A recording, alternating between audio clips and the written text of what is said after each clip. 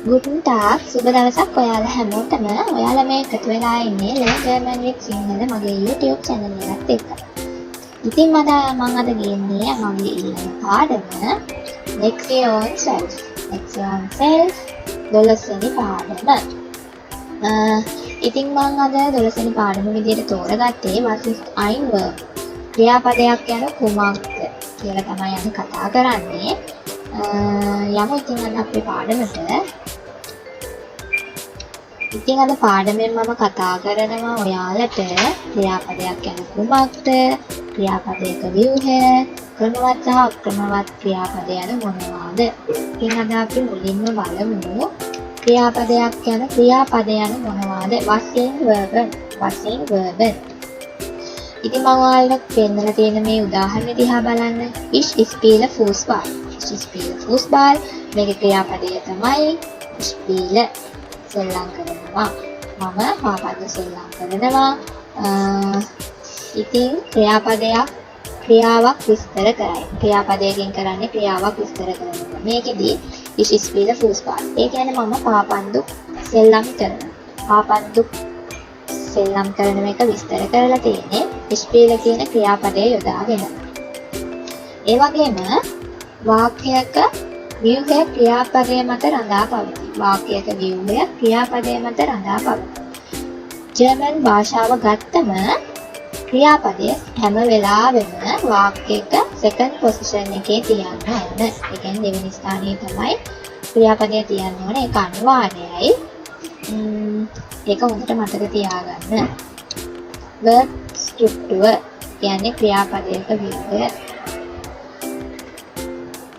ක්‍රියාපදයක ව්‍යුහය ගත්තම මම අරන් තියෙන ක්‍රියාපදය දිහා බලනකොට ලියනන් කියන ක්‍රියාපදය මේක ඉන්ෆිනිටිව් ෆෝම් එක කියන්නේ මූලික ස්වරූපය. කිසිම වෙනස්කමක් කරන්නේ නැහැ. ලියනන් කියන්නේ මූලික ස්වරූපය. ඉගෙන ගන්නවා ලියනන්. මේ ක්‍රියාපදය ගත්තම කොටස් දෙකකින් සමන්විත වෙනවා.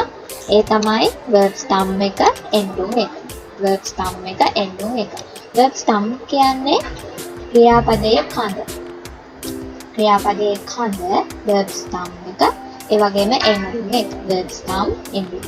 මේ endung එක ගත්තම ඒක ක්‍රියාපදවල වෙනස් වෙනවා. ඒක අපි ඉදිරියට කතා කරමු. සාමාන්‍ය ක්‍රියාපදයක endung එක en හෝ n වලින් සමන්විත වෙනවා. ඔයාලා මතක තියාගන්න verb එකක කොටස් දෙකකින් සමන්විත වෙන verb එක verb stem එකයි endung එකයි. මේ බලමු අපි ක්‍රියාපද වලට උදාහරණ ටිකක්. machen, hören, wohnen, kommen, sprechen, heißen. බලන්න මේ ඔක්කොගෙම ක්‍රියාපදවල verb stem එකයි endung එකයි දෙක තියෙනවා. ඒක සෑම verb එකකම දකින්න පුළුවන් දෙයක්. Verbkonjugation ගැන කතා කරනකොට බලන්න මේ උදාහරණ දෙක. මේ උදාහරණ දෙකේම මම අරන් තියෙන්නේ එකම ක්‍රියාපදය kommen කියන ක්‍රියාපදය තමයි මම අද අරන් තියෙන්නේ. එතකොට ich komme aus India මේකේ ich තමයි subject. ඒ කියන්නේ කර්තෘ. එතකොට kommen කියන verb එක ඉෂ්ට අනුව වෙනස් වෙලා තියෙනවා කොම කියලා.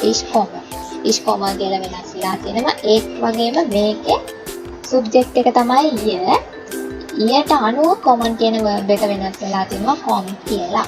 ඒ නිසා හොඳට මතක තියාගන්න subject එක අනුව verb එක නිතරම වෙනස් වෙනවා. ඒකට තමයි කියන්නේ verb conjugation කියලා.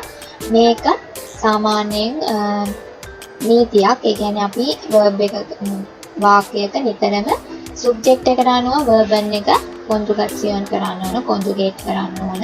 ඒක අනිවාර්යයෙන්ම අපි language එකේදී භාවිතා කරන්න ඕන. verb conjugation කරද්දී අපි මතක තියාගන්න ඕන ඒක අයිති වෙන්නේ මොන first person ද, second person ද, third person ද. ඒක සිංහලෙන් ගත්තම උත්තම පුරුෂද, මධ්‍යම පුරුෂද, ප්‍රථම පුරුෂද කියලා අපි මතක තියාගන්න ඕන. එතකොට ඒ වගේම ඒ verb එක subject එක singular ද plural ද කියලා අපි මතක තියාගන්න ඕන. ඒ කියන්නේ අපි verb එකක් conjugation කරන්න කලින් අවධානය යොමු කරන්න ඕනේ මේ කරුණු ටිකට. කියන්නේ අරක් වෙන person, එතකොට singular ද plural ද කියලා. verben ගත්තම කොටස් දෙකකින් සමන්විත වෙනවා. එකක් තමයි regelmäßige verben. regelmäßige verben කියන්නේ ක්‍රමවත් ක්‍රියාපද. ඒ කියන්නේ මේක වෙනස් වෙන්නේ නැහැ. verb stem එක වෙනස් වෙන්නේ නැහැ. ඒ වගේම unregelmäßige verben කියන්නේ අක්‍රමවත් ක්‍රියාපද. අපි බලමු regelmäßige verben සහ unregelmäßige verben කියන්නේ මොනවද කියලා. regelmäßige verben. regelmäßige verben ගත්තහම ඒක හඳුන්වන ස්වහ verb. ඒ කියන්නේ මේක weak. ඒ කියන්නේ දුර්වල ක්‍රියාපද විදියට හඳුන්වනවා. ඒ වගේම verb stem එක වෙනස් වෙන්නේ නැහැ. ඔයාලට මතකයිනේ අපි verb stem එක ගැන කතා කරා. මේ ක්‍රියාපදවලදී verb stem එක කිසිම වෙනසක් වෙන්නේ නැහැ විදියට මේ උදා ගන්නවා. ending එක විතරයි වෙනස් වෙන්නේ. බලමු අපි උදාහරණයක්. මෙතන lernen. lernen කියලා ගත්තම ඒකේ verb stem එක තමයි lernen. එතකොට මෙතන do lerns කියලා තියෙනවා. ඔයාලට පේනවා බලන්න. ඒ ක්‍රියාපද දෙකෙන් conjugation වෙච්ච ක්‍රියාපදේ සහ infinitive form එකේ සහ conjugate කරලා තියෙන ක්‍රියාපදයේ දෙකේම verb stem එක වෙනස් වෙලා නැහැ. ending එක විතරයි වෙනස් වෙලා තියෙන්නේ. do තනුව st වෙනවා. ඒක සාමාන්‍යයෙන් සෑම ක්‍රියාපදයකටම පොදුයි. subject එක do නම් verb ending එක st වලින් තමයි අවසන් වෙන්නේ. ඒතර verb stem එකේ කිසිම වෙනසක් වෙලා නැහැ. unregelmäßige verben. unregelmäßige verben කියන්නේ අක්‍රමවත් ක්‍රියාපද. stark verben මේවා strong ක්‍රියාපද ලෙස හඳුන්වනවා. ඒ වගේම verb stem එක සමහර අවස්ථාවලදී වෙනස් වෙනවා. සමහර අවස්ථාවලදී විතරයි වෙනස් වෙන්නේ. ඒ කියන්නේ expression do spricht. මේකේ verb stem එක බලන්න expression spricht. මේකේ verb stem දෙක වෙනස් වෙලා තියෙනවා. ඔයාලට පේනවනේ මේ infinitive form එකේ expressed කියලා තියෙන්නේ. මේකේ මෙන්න spricht වෙලා තියෙනවා. e එක i වෙලා තියෙනවා. ඒ විදිහට සමහර අවස්ථාවලදී විතරයි මේක වෙනස් වෙන්නේ. ඒ ගැන අපි ඉදිරියට කතා කරමු. දූතානුව st නේ කොහොමත් verb එක conjugate වුණාම ඒ නිසා ඒක සාමාන්‍යයෙන් මෙතන verb stem එක තමයි වෙනස් වෙන්නේ. unregelmäßige එකේ regelmäßige එකේ වෙනස තමයි verb stem දෙක වෙනස් වෙනවා. මේකේ verb stem එක වෙනස් වෙනවා. අර regelmäßige verben එකේ verb stem එක වෙනස් වෙන්නේ නැහැ. ඒ විදිහටම ඉඳා ගන්නවා. ඒ බලමු අපි unregelmäßige verben සහ regelmäßige verben වලට උදාහරණ. regelmäßige verben. regelmäßige verben වලට උදාහරණ විදිහට heißen, wohnen, machen, spielen, studieren, arbeiten. මේ regelmäßige verben ට මම උදාහරණ කීපයක් විතරයි පෙන්නලා දීලා තියෙන්නේ. ඒ වගේම unregelmäßige verben ටික බලමු. schlafen, essen, sehen, nehmen, treffen, fahren. මේකෙදී අපි unregelmäßige verben මොනවද කියලා මතක තියාගන්න ඕන. එතකොට තමයි අපිට verb එකක් නිවැරදිව ගොඩනගා ගන්න වාක්‍යයක් නිවැරදිව ගොඩනගා ගන්න පුළුවන් වෙන්නේ.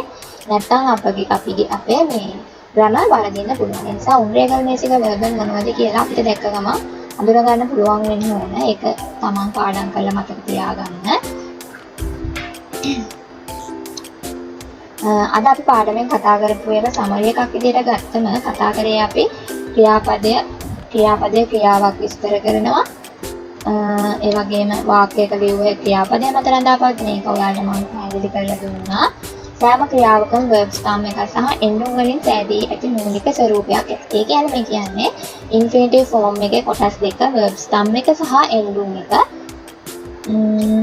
වාක්‍ය ක්‍රියාපදය භාවිතා කරන විට ඒ උක්තයට අනුව වෙනස් කළ යුතුයි. ඒ කියන්නේ කර්තෘට අනුව අපි වාක්‍යයක ක්‍රියාපදය වෙනස් කරන්න ඕන. ඒක තමයි verbkonjugation එකේ කරන්නේ. ඒක අතර තියාගන්න. ක්‍රියාපද වර්ග දෙකක් තියෙනවා. ඒ unregelmäßige verben සහ regelmäßige verben. ඒක ගැන අපි කතා කරා. මෙතනදී regelmäßige verben එකේ verb stem එකේ කිසිම වෙනසක් වෙන්නේ නැහැ. දැන් unregelmäßige verben එකේ verb stem එකේ වෙනස් වෙනවා. ඒකත් මතක තියාගන්න. ඉතින් අදට පාඩම ඉවරයි. මම හිතනවා ඔයාලට තේරුණා කියලා. ඉතින් නොතේරෙන දෙයක් තියෙනම් comment section එකේ අහන්න. ඉතින් danke auf Wiedersehen.